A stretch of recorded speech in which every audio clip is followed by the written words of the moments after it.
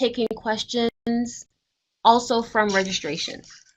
So question one, and this is for both Dr. Taylor and Mr. Cotton, how are you effectively engaging marginalized populations around the use of mHealth interventions? Because there may be a school of thought that marginalized populations, low-income populations, or even rural populations will not effectively utilize mHealth interventions. So first question is, how are you engaging marginalized populations or populations who traditionally have access issues around the use of mHealth interventions?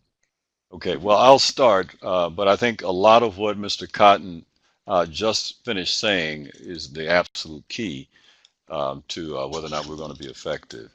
Um, First, sort of the answer that comes quickly to mind is that everybody knows that just about every single American has a cell phone. Um, and the vast majority of those phones are smartphones. So the question of um, having people have access to the instrument of or the channel for dissemination of information or for uploading important data, the potential is huge. And it transcends racial boundaries. That is, African Americans have about the same level of involvement with cell phones, the same level of commitment to social media, if not higher, and it just makes for a very fruitful, potentially, area for us to pursue. In terms of, but how do you turn that into actual usage for this very specific approach, a very specific um, need or area for impacting population health? That is something that a lot of us are interested in, and we are actively exploring. We feel very confident that we're going to be successful because we started by asking the people that we want to get involved. Going to the community first with the idea, hearing their input, actually involving particularly several groups of young people who were very animated, energized, and excited about co-designing an app that was designed to help them live better lives. Um, that was, I think, the first step in all of this. There are other people out there doing M-Health, clearly. Our approach was to first talk to the people we wanted to impact. That has been, I think, what has distinguished us. There may be others doing the same thing, and if so, I applaud them. But that has been our focus. Talk to the people you want to impact. Find out what would be acceptable, easy for them to use, and something that they would not just use one time and put down and never come back to. Those types of questions, guided by the PRC, Mr. Cotton, the advisory board, who helped us form the focus groups and so on. That has been the critical step. And this is an ongoing process because we are actively engaging people in the beta phase as citizen scientists to help us further refine our approaches and the features of the app and the Moyo network. In fact, they even picked the name Moyo.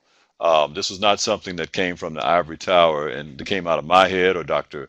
Clifford's head, my co-principal in this, but it came from the community, and we were very grateful for that. And the only thing I'll add to that is CBPR is that process that allows us to engage.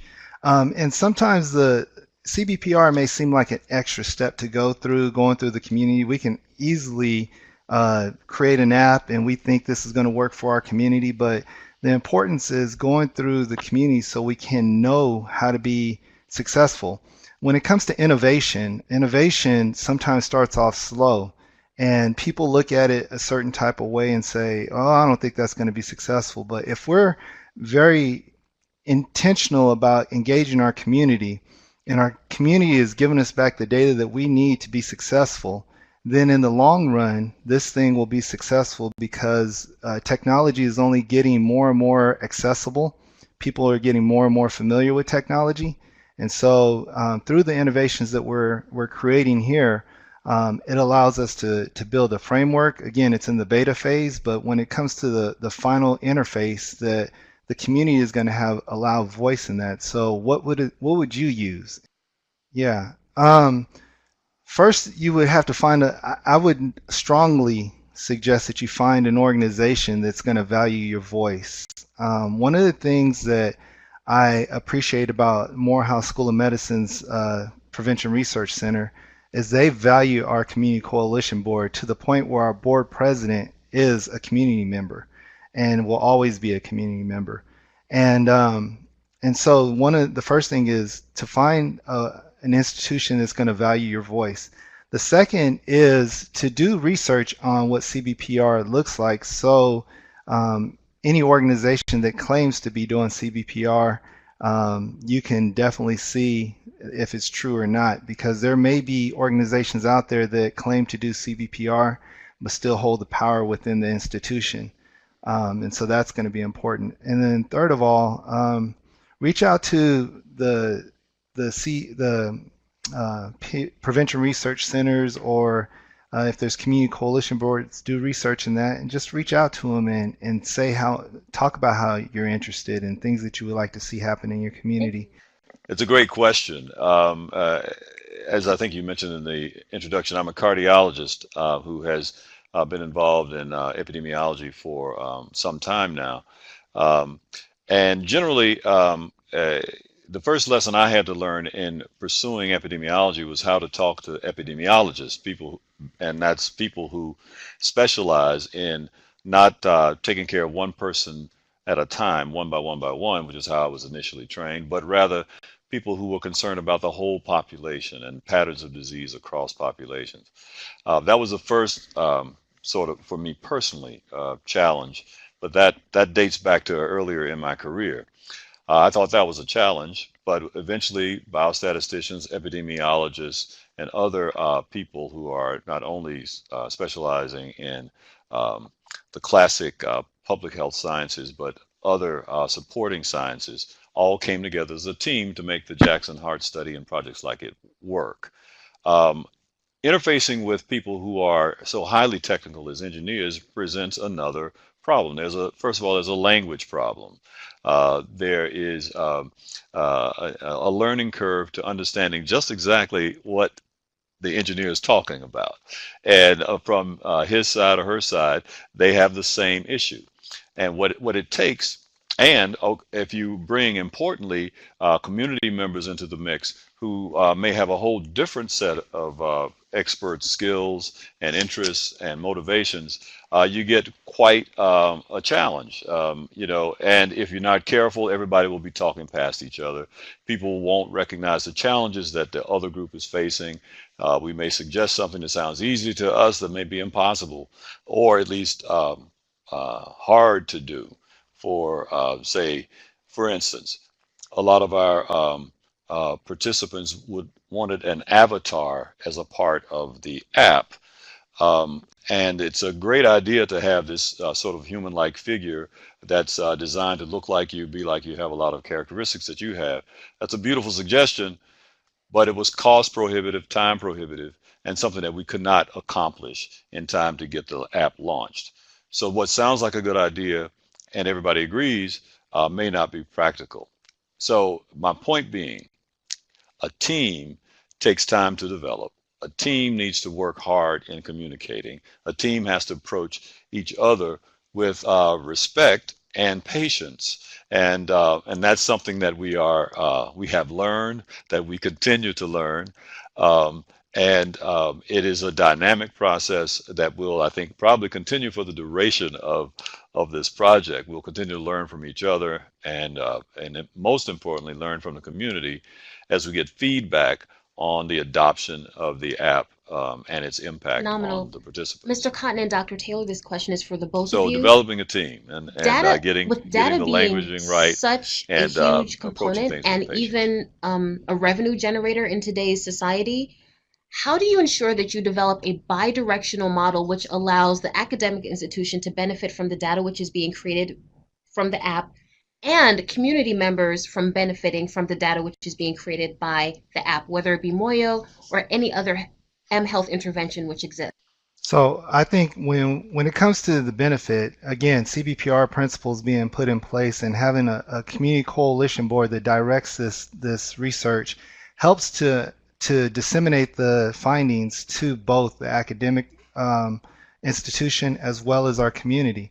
And so by having being intentional from the beginning, allowing community to be in a place of strength and not just a partner that sits at the table, allows it to be, well, we're very intentional about making sure that this will allow community organizations to benefit from, as well as academic organizations, that the research findings can be published, as well as they can be used for community grants or addressing needs that are within our community. So I think that's one way to make sure that it gets to the proper places that it needs to go, is to be able to empower others to have say on how it's going to be disseminated.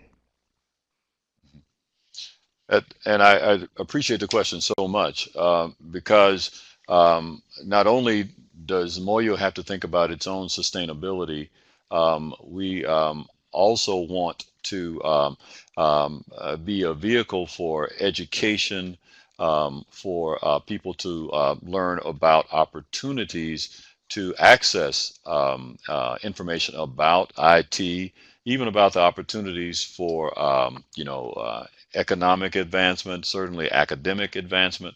Our seminars and interactions with the community have featured those types of opportunities. And I think it's important also that everybody know that, of course, the app is free, and importantly, it's open source. It's available. It is not proprietary. In terms of staying creative as this whole IT world and digital world evolves about how to monetize or gain funds from this activity, we will be in constant communication with the creative people who can devise ways that could feed back into Moyo to keep it alive. But even as we consider those things, it's important to remember that the community is right there.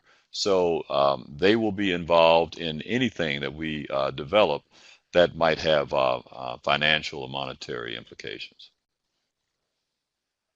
And they will reap the benefit. The goal is to reap the benefit.